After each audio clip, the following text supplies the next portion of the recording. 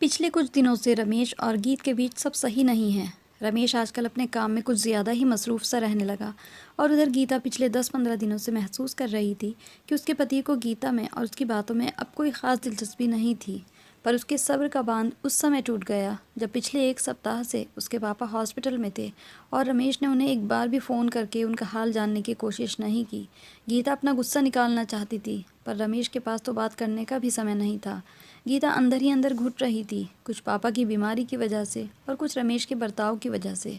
इसीलिए अब उसने रमेश को कुछ भी कहना छोड़ दिया।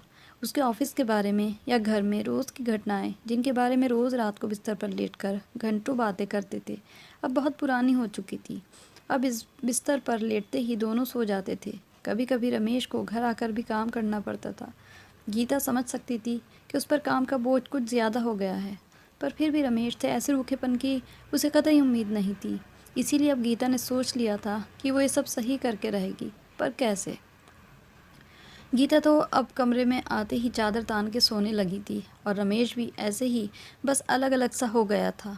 गीता इसका कोई हल चाहती थी, पर क्या करे, यही वो पूरा दिन सोचती। एक दिन उसकी नज़र कोने में टेबल पर पड़ी डायरी पर गई। तभी उसे ख्याल आया कि क्यों ना लिखकर अपनी बात रमेश से कह दे। उसने तभी एक पेपर पर कुछ लिखा और उसे रमेश के पर्स में डाल दिया। अब वो पूरा दिन रमेश के जवाब का इंतज़ार करने लगी, पर रमेश ने भी उसी का जवाब उसी की तरह ही दिया, जहाँ गीता ने लिखा हुआ था, तुम्हारे लिए मेरे हर रिश्ते की कीमत भी उतनी ही होनी चाहिए जितनी तुम्हारी हर रिश्ते की मेरे लिए है। मैं भी तुमसे उतनी ही उम्मीद करती हूँ जितनी तुम मुझसे। अगर तुम रिश्तों का आदर नहीं कर सकते तो शायद मैं भी नहीं कर पाऊँगी। उसी के नीचे रमेश का जवाब कुछ ऐसा था, मैं तुमसे पूर्ण संतुष्ट हूँ। अगर मैंने तुम्हें कोई दुख दिया है तो उस पर मरहम की जिम्मेदारी भी मेरी। ये पढ़कर गीता की आंखें चमक उठी और वो रात को रमेश के घर आने का इंतज़ार करने लगी। पर रात को उसे रमेश के बर्ताव में कोई फ़र्क नहीं लगा, इसीलिए वो आज भी चादर लेकर सोने चली गई।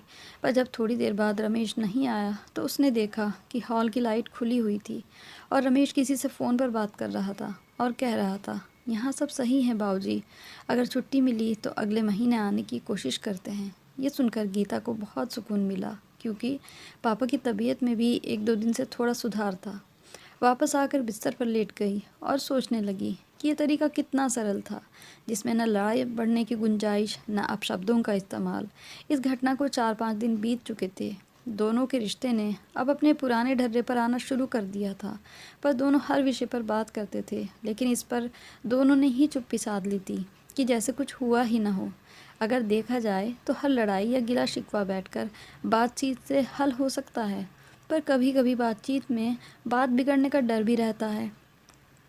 इसीलिए कहीं न कहीं गीता ने अब ये निश्चय कर लिया था कि पहले शांत तरीके से अपनी हर परेशानी को हल करने की कोशिश किया करेंगे, क्योंकि अगर बात बिगड़ जाए तो घर के बाकी सदस्य भी उससे प्रभावित होते हैं, कुछ सकारात्मक और कुछ नकारात्मक तौर पर।